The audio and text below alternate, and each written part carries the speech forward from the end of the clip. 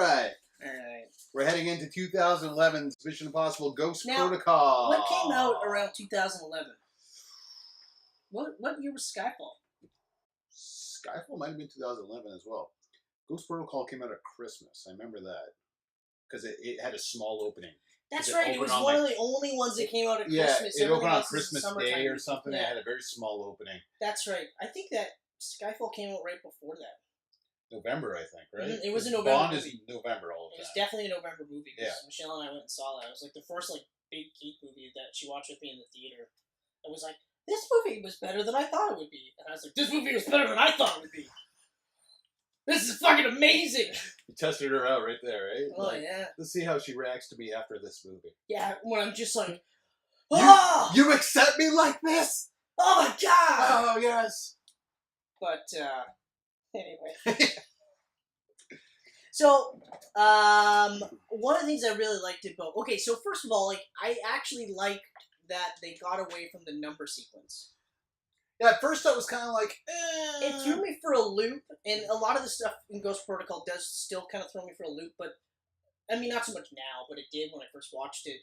But, it almost gives it a timeless aspect. Yes. Okay? Also, because this is the fourth in the franchise, by having no numbers, it almost makes it okay for you not to watch the other movies. Exactly. You know, they talk about it in comics all the time where they say, well, you know, when you get to, Action Comics 1001, it seems really daunting for a new comic book reader to buy into that, because now they're looking at it oh, now I gotta read 1,000 issues worth of Action Comics to be brought up to speed. Even though that's dumb, that's stupid. You should never ever do that. Yeah. Look for a new writer and then pick up where exactly he goes from. But whatever, that's the argument. But I can see it in movies where you might go, oh geez, Mission Impossible 4. I haven't seen any Mission Impossibles. I'm not going to know what's going on. Fuck. Right? Because the Bond movies never do that. No. They unofficially number them. You know that the new one, Shatterhand, is Bond 25. You know that because they talk about it.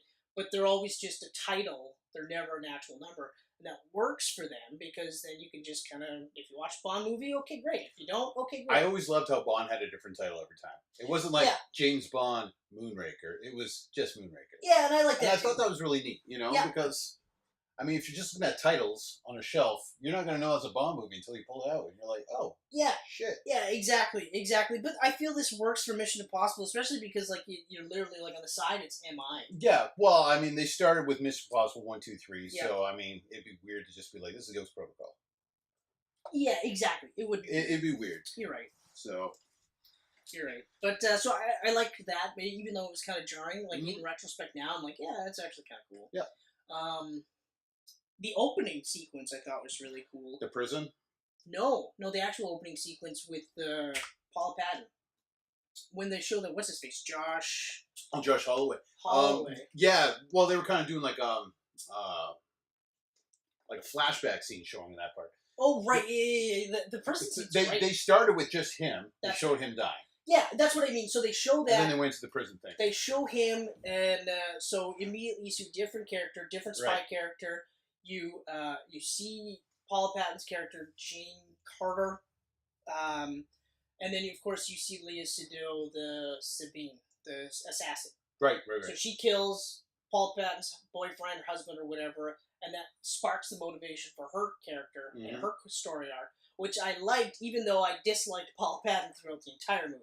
Yeah, she felt very out of place in this movie. I mean, I like her, and compared to the team he had in Mission Impossible 3, I was like, okay, she's not as bad as them. So, but I was still, okay with it. like I said in Mission Impossible 3, because I've alluded to how much I did not like her in this movie. Yeah.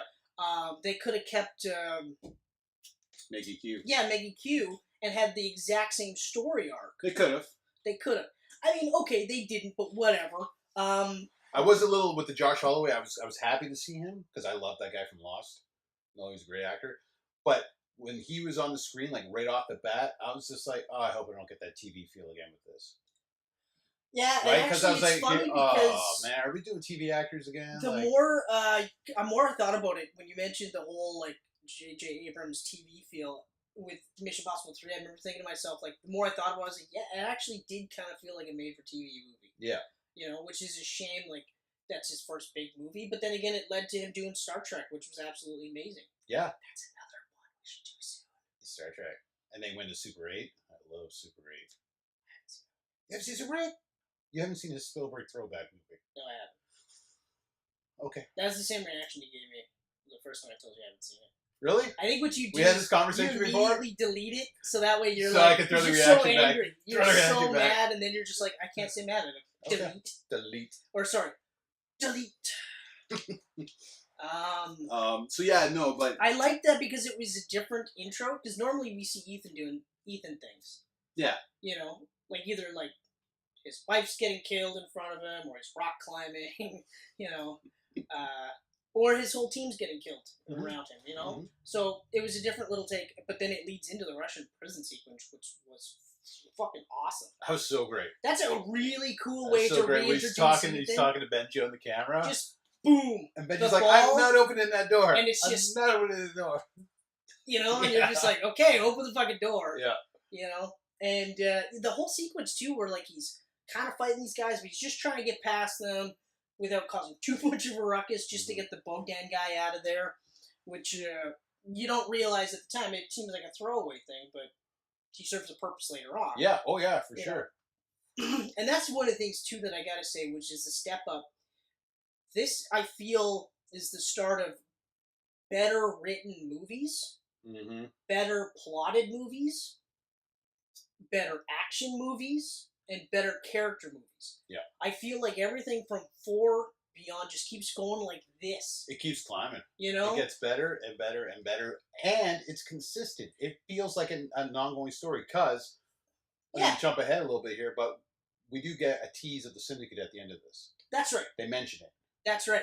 And that made me really happy. So basically, like, I guess you could call this almost the Syndicate trilogy if you want. You could, yeah. Even though Actually, we're obviously going to get a 7th with a continuing story. But I like that story going through. Right, and but it's really cool, too, because they don't necessarily have to do, like, Mission Impossible 7 doesn't have to have anything to do with the Syndicate or the Apostles. Right, they can which sit we'll get that to. one We'll out. get to that. Yeah. But it could come back, or it could never happen. Yep. You know, or it could be like a 30-second smash, like in Avengers Age of Ultron, where they're just like, yeah, they're out there, and then 3 minutes later, like, they're done.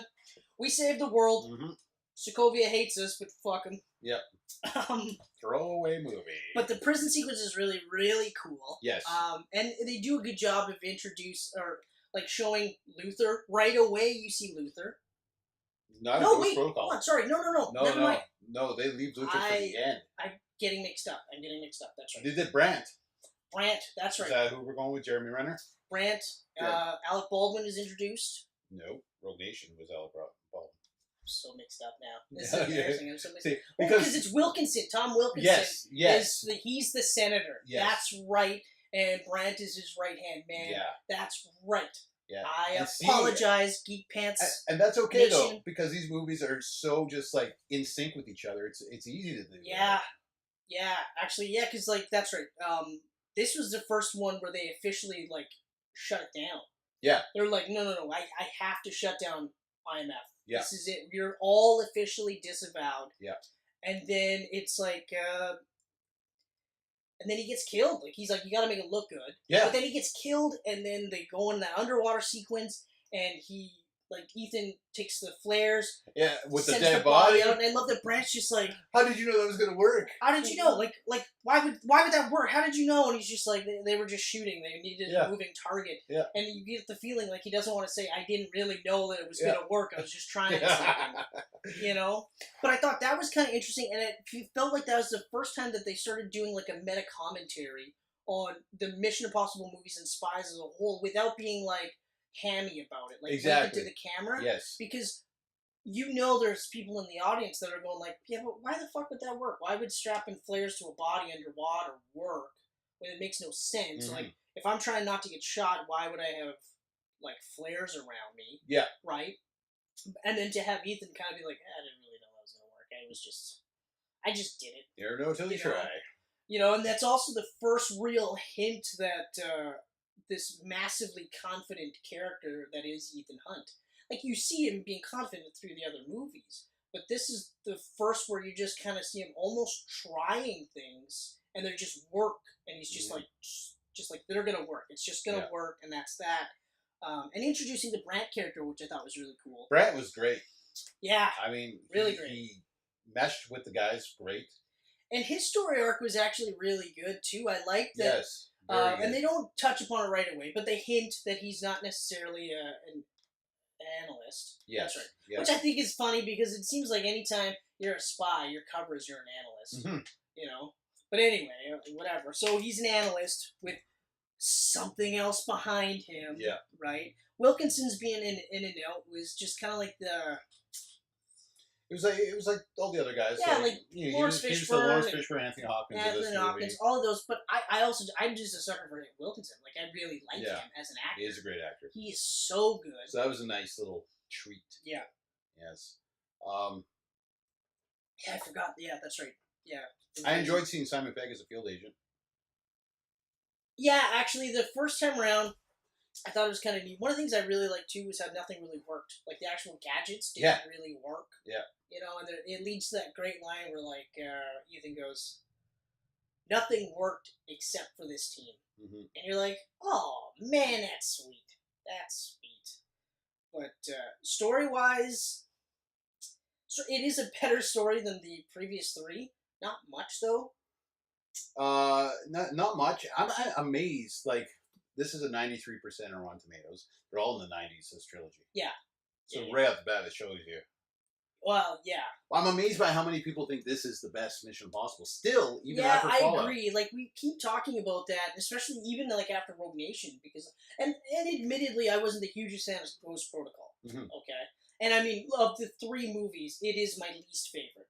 Flat out, I will say this. Of the new trilogy, yes. Yeah, it is my least favorite, but I do like it more than I did. Yeah. Because of all these little things that they were doing, and maybe it's because I'm far enough removed, and maybe it's because of Rogue Nation and stuff they did in Rogue Nation and it continued on into Fallout that I'm kind of like more receptive to it, or at least I'm picking it up more now.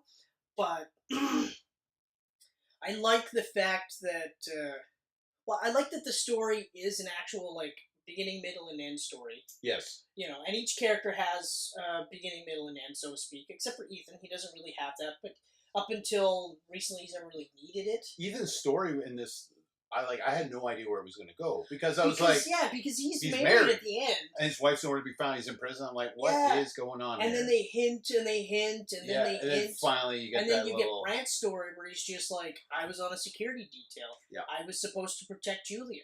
She's dead because of me. I didn't tell Ethan this. He doesn't know. And you're like, oh, fuck. Wow.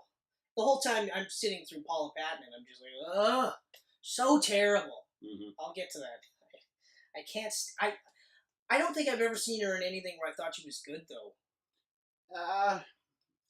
Yeah. I mean, she's one of those actresses where I'm like, okay. I don't dislike her. Okay. I don't love her either. I mean, she's just like, Paula Patton, okay.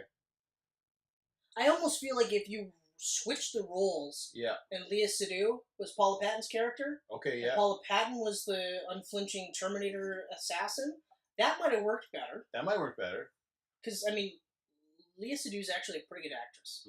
She's really good. She's believable in her roles. Yeah. I mean, especially because she was believable as assassin in this movie.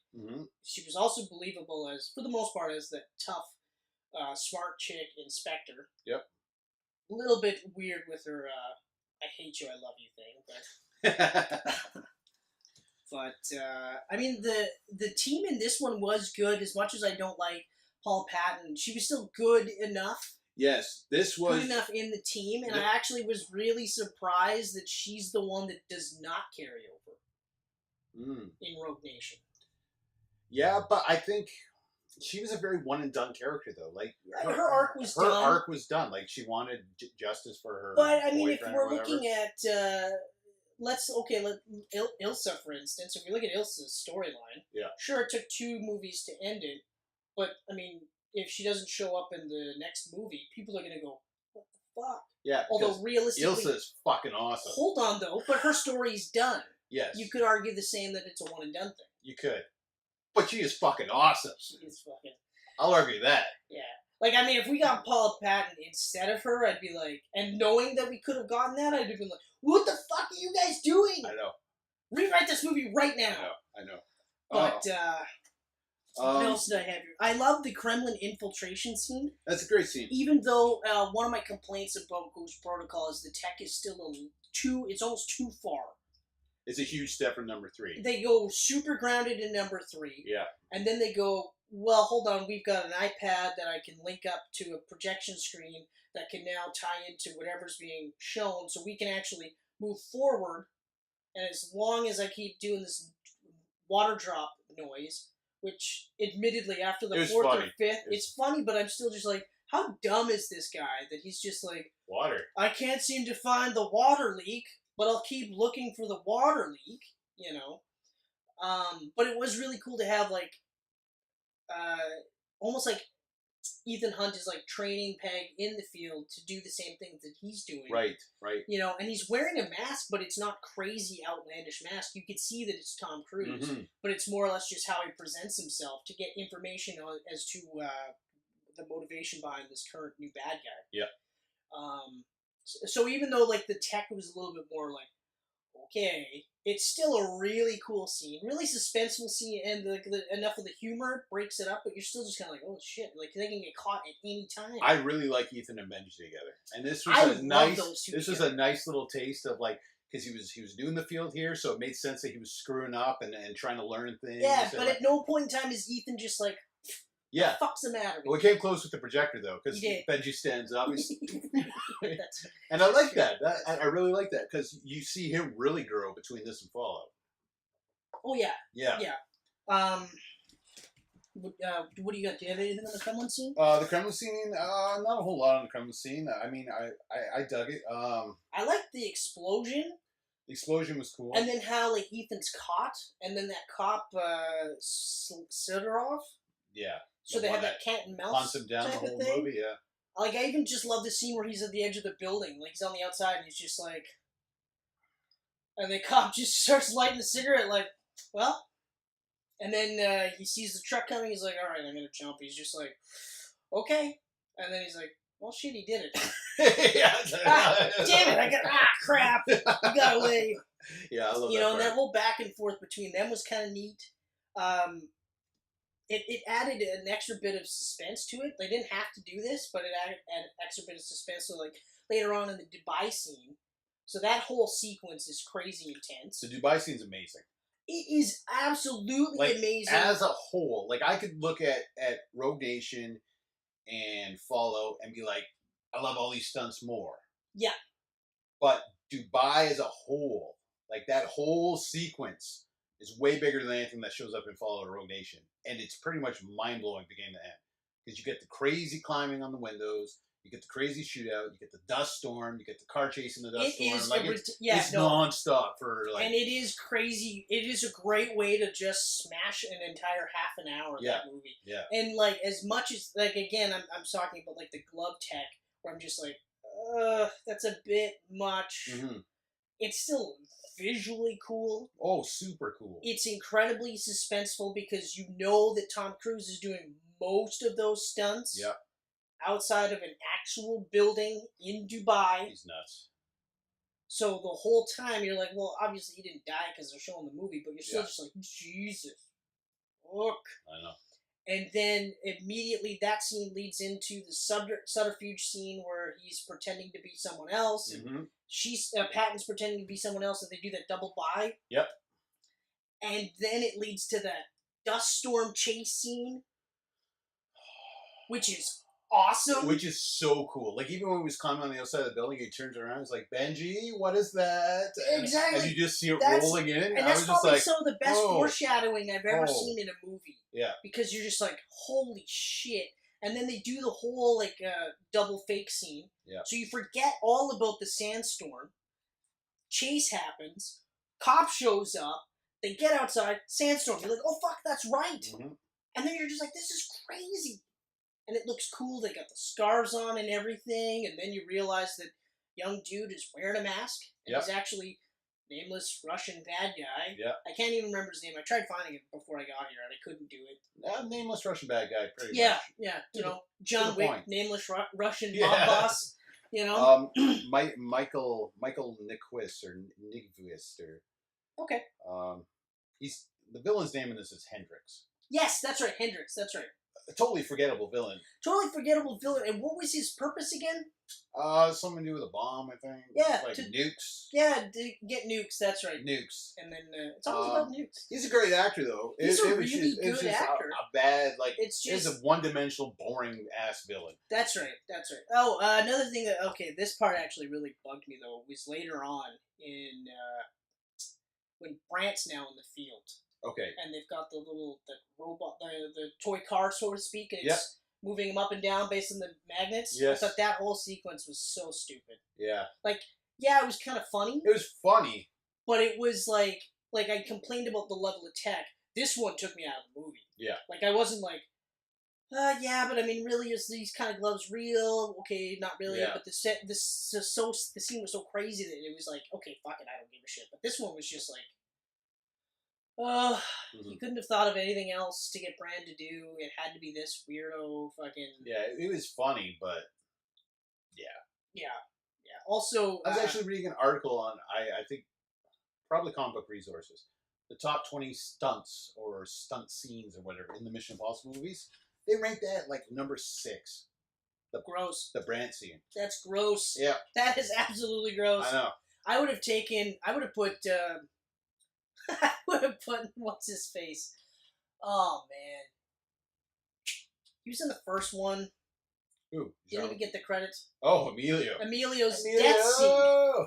Emilio's face getting impaled by elevator. I would have put that before. Like, I would have put that. Didn't really happen. Really? Have you seen Emilio since? Poor Emilio.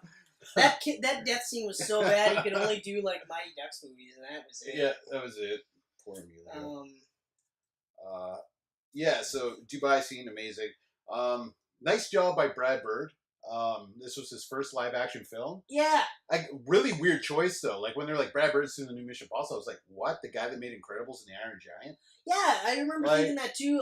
All right. I always forget that he did the Iron Giant, but this was around the time that Incredibles came out, and that was just fucking amazing. Mm-hmm. That's a great movie. That's a great movie. But yeah, it is a weird pick, but then again, you look at it, it's an ensemble cast in Invincible, you know, so it's an ensemble cast in this one. The Brant revelation to Ethan about what had happened, and he's just like, I'm really sorry, and she's like, it was just a cover. You're like, oh, and they're all just kind of sitting there, hanging out, and then, of course, you see Luther and you see Julia. Yeah, you see Julia. I was really happy when I saw Luther. It's like, yes! Yeah! Yes, if they're going to do the whole movie without him, I was going to be like... I know! I mean, later I understood, like, I'm like, well, his character being there wouldn't make much sense. Yeah, exactly. It wouldn't have made much sense. And then, like, it ties into later on, like, in Fallout, too. Mm-hmm. With the stuff about how he's teaching her how to hide and stuff. Yes. And you're just like, okay, all right, that works. Overall, yeah, like, a huge step up from... the third movie, huge step up from the previous trilogy. Mm-hmm. You know what I mean? And yeah, like I said, like you said, actually, the fact that they mention the Syndicate at the very end. Yes. So they immediately tease it. And it's great because, again, they didn't have to go that route. Nope. You know? And then they did, and, you know. So, for me, personally, the Paula Patton, bad guy, Hendrix. Yep. And... I mean, admittedly, we understand why Luther was kept till the end, but I still don't like it. Those are the 3 big things that I don't like about the movie. Those are the big ones. The tech being a little bit more outlandish is only jarring because the third was trying to keep as grounded as possible. Mm-hmm. I mean, really, the only out there tech was the brain chip. The brain bombs and the fact that they were scanning the masts in the field. Oh, yeah. Yeah. You know. But overall, I mean, the action was crazy, absolutely crazy. The story, like I said, it made more sense. I liked it. Mm-hmm. I can't really say much else. I mean, no, I mean, I enjoyed the Hello Ghost Protocol. Part of me doesn't want to say like it's a 93%, but I can't see any reason why it's not 93%. I put it at 93. Don't think it's the best. I would put Rogue Nation at a 94. Yeah, I would probably be at a 94, 95. Because it's also a 93. I'd put it in 94, 95, possibly 96. Yeah. Because there isn't anything in the Rogue Nation that I don't like. Same. Do you have anything else to say about I'm Protocol? done with Ghost Protocol. I want to dive into the Rogue Nation. I like that. Yeah? Because of the water scene. Yeah. Okay. Alright. You only wrote notes for Ghost Protocol? Yeah. Oh, okay, cool. That's the one I watched least. Which is telling you so much. The notes for the other two are in here. Because literally, Fallout came out on Thursday. Yeah, and you've already seen it more. I've already seen it more than I watched Ghost Protocol. That's pretty awesome. We got 2 more Mission Impossibles, and I'm feeling the swass. Hold on. Nope. No, we're still good. You're doing good. We're still good. Gray's holding up. Yeah. Yeah.